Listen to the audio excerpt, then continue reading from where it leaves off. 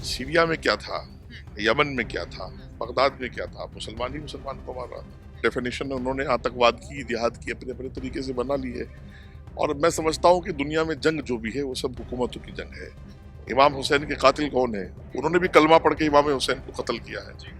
तो इसलिए मुसलमान जो है वो पूरी दुनिया में इस चीज से जूझ रहा है। इस्लाम एक ऐसा धर्म है जिसने जंग के भी उसूल बताए हैं। तो फिर भी आप वहां से देख रहे हो कि कुछ लोग टेररिज्म में आ गए।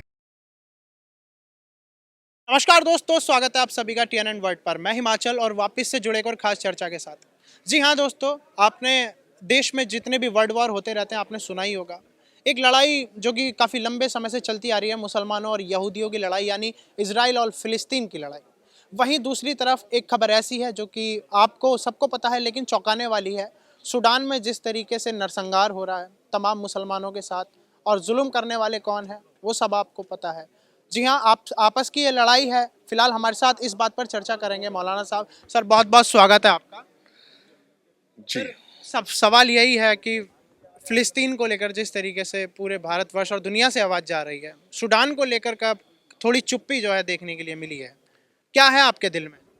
सूडान में चलो जो कुछ हो रहा है वो वहाँ का अपना पॉलिटिकली मसला भी है, लेकिन ये कि इंसानियत मारी जा रही है दोनों तरफ से।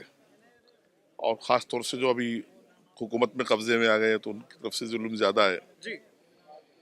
लेकिन मैं आपको एक दो चीजें याद दिलाऊंगा इस पर। दुनिया ने आतंकवाद की परिभाषा भी अपने तरीके से बना ली है। जी। सीरिया में क्या था, यमन में क्या था, बगदाद में क्या था, मुसलमान ही मुसलमान को मार रहा था। लेकिन वो एक ने जिहाद की परिभाषा बनाई थी और एक ने एक दूसरे को काफिर बनाने की परिभाषा बनाई थी।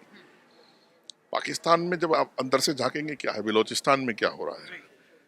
मेरा ख्याल पूरी दुनिया में अगर किसी आर्मी ने सबसे ज्यादा नाजायज मुसलमानों को कत्ल किया तो वह पाकिस्तान की आर्मी है। बलोचिस्तान में लाखों बलोच जो है वो मारे जा चुके हैं। खैबर पख्तूनख्वा में क्या हो रहा है। तो मैं समझता हूँ कि दुनिया ने अपनी अपनी, हाँ, आपका सवाल ये जायज है सर, कि बात इंसानियत का कत्ल नहीं होना चाहिए। जी। आप हुकूमत, अच्छा मैं एक बात ये भी देखता हूँ, जी। सीरिया में आपने देखा होगा हाँ। कि वो आतंकवादी माना गया मोहम्मद अशरा को। बाद में वो प्रेसिडेंट बने तो वो ट्रंप से भी मिल लिए हैं और पूरी दुनिया ने उनको तस्लीम। तो इसका मतलब वो जितने लोगों को मारकर आए थे तो वो अपनी हुकूमत के लिए आए थे।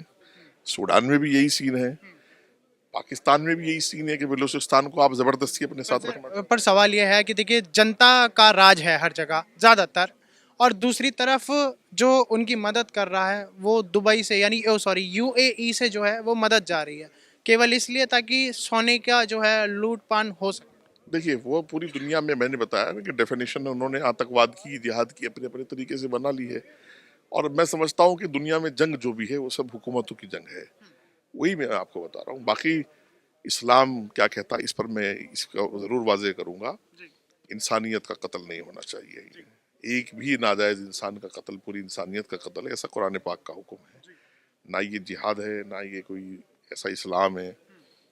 सीरिया में जो कुछ होता रहा, सूडान में जो कुछ होता हो रहा है, या और भी पाकिस्तान में जो कुछ होता रहा, वो उनके अपने निजी मसले थे। उसका इस्लाम से कोई ताल्लुक नहीं। और मैं समझता हूँ कि मुसलमान ही मुसलमान का कातिल था। आपने ये बात ये भी देखी होगी कि यजीद और हुसैन का फैसला भी हम कैसे करेंगे। इमाम हुसैन के कातिल कौन है? उन्होंने भी कलमा पढ़ के इमाम हुसैन को कत्ल किया है।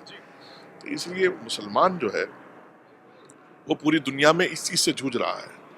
और जो हुकूमत पर काबू पाने के लिए इंसानियत का कत्ल है, सूडान के कत्ल की भी हम निंदा करेंगे, फिलिस्तीन में जो हुआ उसकी भी निंदा करेंगे। और तो मैं बहुत पुरजोर अंदाज में बलोचिस्तान में जो कुछ हो रहा है उसकी निंदा करूंगा। और मेरा ख्याल पूरी दुनिया में ये डबल स्टैंडर्ड नहीं होना चाहिए आवाज़ उठाने का, कि हम फिलिस्तीन के मुसलमान के लिए आवाज़ उठाएं और सूडान के मुसलमान के लिए ना उठाएं, बलोचिस्तान के मुसलमान के लिए ना उठाएं। तो ये डबल स्टैंडर्ड होगा, ज्यादती होगी, नाजायज बात होगी, जुल्म होगा। उसके बाद फिर लोग जो है वही सवाल खड़ा कर देते हैं कि किस तरीके से भरोसा जताया जाए जहाँ पर लोग अपनों के ही दुश्मन बन जाते हैं। हाँ बिल्कुल ये बात है। इंसानियत का कत्ल हो रहा है, हम उसकी निंदा करेंगे, चाहे वो फिलिस्तीन में हो, वो सूडान में हो, वो बलूचिस्तान में हो। और वो आतंकवाद है, इंसानियत का मारना ही आतंकवाद है। अगर इस्लाम से आप पूछेंगे या दुनिया के अंतर्राष्ट्रीय कानून से आप पूछेंगे, ये किसी भी मजहबी उसमें आप ढांचे में आकर के देखेंगे आतंकवाद क्या है। बेकसूर इंसान को मार देना ही आतंकवाद है। सर छोटी सी उम्र में कट्टरवाद आ जाना, क्या लगता है किन चीज़ों पर एक अच्छी काम करने की ज़रूरत है जिससे इस्लाम का उद्धार हो सके, उसके फॉलोअर्स का उद्धार हो सके, या फिर वैसे तो जो लोग हैं वो अच्छा कर रहे हैं लेकिन कुछ जो ऐसे लोग हो जाते इस्लाम हैं। का उद्धार तो है। इस्लाम एक दुनिया का बड़ा मजहब है। और मैं इस पर बहुत लंबी चौड़ी बात नहीं करके सिर्फ इतना कहूंगा, इस्लाम को मूल तरीके से समझें लोग। इस्लाम के मूल सिद्धांत क्या है। इस्लाम इतना डीपली आप पढ़ेंगे तो एक पड़ोसी का अधिकार बता रहा है, रास्ता चलने का अधिकार बता रहा है। औरत के हुकूक अलग हैं, मर्द के अलग हैं, बच्चों के अलग हैं, बूढ़ों के। इस्लाम एक ऐसा धर्म है जिसने जंग के भी उसूल बताए हैं। तो फिर भी आप वहां से देख रहे हो कि कुछ लोग टेररिज्म में आ गए हैं। तो हमें गौर करने की जरूरत है, हमें इस पर काम करने की जरूरत है कि हमारे बच्चे रेडिकल ना हो, टेररिस्ट ना बने। और पढ़े लिखे तबके को संभालने की अच्छी तरबियत की जरूरत है। देश से मोहब्बत भी इस्लाम का तकाजा है और ईमान का हिस्सा है। बिल्कुल सर, देखिए इस्लाम में देखिए शरीयत की बात भी होती है, लेकिन फिलहाल अब डेमोक्रेटिक कंट्रियाँ ज़्यादा हैं और भारत भी एक लोकतंत्र का देश है जहाँ पर संविधान से देश चलता है। तो ऐसे देश में जो है चीज़ें मैनेज करना, क्योंकि लोग धर्म को तो मानना पड़ेगा ही, बट देश का कानून भी फॉलो करना ज़रूरी है। देखिए, हमारे लिए कानून सर्वोपरि है। धर्म हमारा निजी मसला है। मैं मजहब इस्लाम को फॉलो करता हूँ, ये मेरा निजी मसला है। लेकिन सार्वजनिक तौर पर मैं भारत के कानून को मानूंगा। भारत का कानून ही हमारे लिए सर्वोपरि है। हर नागरिक को मानना चाहिए, हर नागरिक को उसका सम्मान करना चाहिए और जानना चाहिए। चलिए ठीक है, बहुत बहुत शुक्रिया भाई।